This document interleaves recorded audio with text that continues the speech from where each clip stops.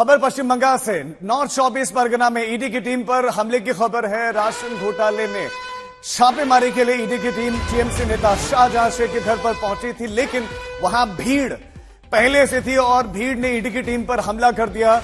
ED की team की गाड़ियों पर हमला किया गया, तोड़फोड़ की गई, कुछ अधिकारियों के घायल होने की खबर है। तस्वीरें भी सामने आई हैं, सैकड़ों की भीड़ वहां पर। ये सभी समर्थक बताए जा रहे हैं टीएमसी नेता के, और इस भीड़ ने ईडी की टीम की गाड़ियों को घेर लिया, तोड़फोड़ शुरू कर दी और काफी देर तक ये हमला चलता रहा। जो ईडी की टीम के साथ मेंबर्स थे वो जख्मी भी हुए हैं। आप इन तस्वीरों में देख सकते हैं कि माथे पर पट्टी बंधी हुई है। इतनी बुरी स्थिति। बीजेपी का आरोप है कि ये रोहिंग्या मुसलमानों ने किया है। सैकड़ों की भीड़ ने घेरा। अब वहां पर जांच चल रही है। टीएमसी नेता शाहजहां शेख के ठिकानों पर टीम पहुंचे थे। अब आप तस्वीर को देखिए, कितनी बड़ी संख्या में वहां पर टीएमसी के कार्यकर्ता एकत्रित हुए जो नारेबाजी कर रहे थे। इन सबके अगेंस्ट में कंप्लेन है और करप्शन के चार्जेस है, तो स्वाभाविक है इनके ऊपर तो ईडी का कार्रवाई होगा, क्वाइट ऑब्वियस है। लेकिन जिस तरीके से आज संदेश खाली में शाहजहां शेख के वहाँ पे जिस तरीके से ईडी के अफसर के ऊपर प्रेस के ऊपर जो हमला हुआ है, वो दिखाता है कि बंगाल में रोहिंग्या मुस्लिम जो है उनको घुस के बंगाल की पूरी लॉ एंड ऑर्डर को क्या कर चुके हैं। और ये जो ईडी के साथ हो रहा है, ये सिर्फ ईडी के साथ नहीं हो रहा है, ये अपना बंगालियों का फ्यूचर दिखा रहा है। बंगालियों के साथ भी ऐसे आगे आने वाले समय में होने वाला है। अगर ये सरकार तो कुछ नहीं करेगी, ये सरकार अगर रहेगी और भी तेजी से ऐसी चीजें होती रहेगी। नेताओं के खिलाफ उसका इस्तेमाल लगता है कि केंद्र सरकार को जो चला रहे हैं वो आने वाले चुनाव से कुछ डरे हुए हैं, इसीलिए सारे विपक्षी नेताओं पर ईडी का केस लगा करके उनको जेल भेजने का काम उन्होंने शुरू कर दिया है। दिल्ली के सीएम भी सोच रहे हैं कि वो भी अंदर जाएंगे, झारखंड के सीएम को भी अब खौफ है कि वो भी अंदर जाएंगे।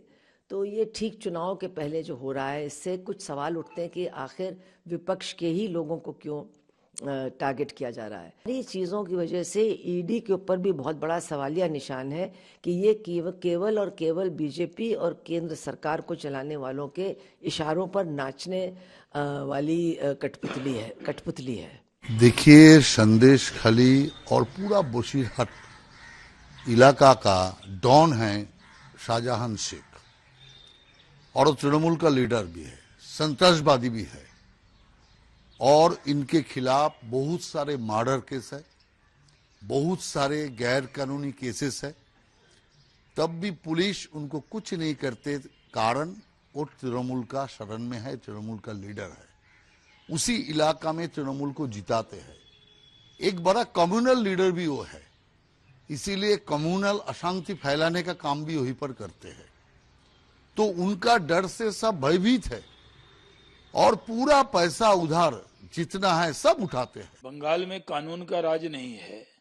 जो सेंट्रल एजेंसी भी वहां जाती है उसके ऊपर भी हमला होता है। ईडी पे हमला हो गया।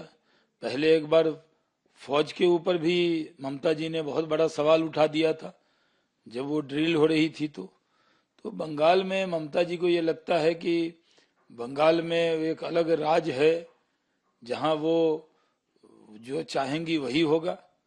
ये पूरी तरह दुर्भाग्यपूर्ण है। जिस तरह बंगाल में कानून व्यवस्था नाम की कोई चीज नहीं है। बंगाल के लोग सिर्फ भ्रष्टाचार में बंगाल की सरकार लगी हुई है और पूरी तरह से बंगाल को ये लोग बदनाम कर रहे हैं।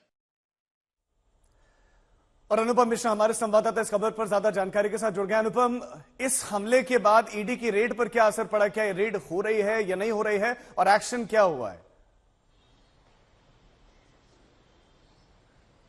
जी देखिए, ईडी की रेड कई जगह शुरू हुई थी उत्तर 24 परगना में, तो बाकी जगहों पर तो ईडी की रेड हो रही है, लेकिन इस जगह पर संदेश खाली में जहां पर उन पर हमला हुआ था वहां पर अब कोई रेड नहीं हो रही है। और इस बीच जो खबर आ रही है ईडी दफ्तर से, सूत्रों से, कि ईडी की टीम ने कोलकाता में एक शाम को मीटिंग भी बुलाई है और उसमें तय किया जाएगा कि आगे जो रेड्स होंगी उसमें किस तरह से जाया जाए, जो सुरक्षा बल हैं उनको, उनकी संख्या क्या बढ़ाई जाए और ज्यादा फोर्स लेकर जाया जाए कि नहीं जाया जाए। इन सब चीजों पर, इन सब सब बातों पर चर्चा होगी। तो फिलहाल अभी यही स्थिति है और यहाँ पर एक तरह से राजनीतिक तापमान इस घटना के परिप्रेक्ष्य में, इस घटना के संदर्भ में बहुत ज्यादा गर्म हो गया है। तरह तरह से बीजेपी कहिए, कांग्रेस कहिए, अधीर रंजन चौधरी का भी बयान सामने आ गया है, टीएमसी का बयान पहले ही सामने आ गया था। तो एक दूसरे पर आरोप प्रत्यारोप की राजनीति भी इस पूरी घटना को लेकर शुरू हो चुकी है। जी अनुपम, बहुत शुक्रिया आपका इस तमाम जानकारी के लिए।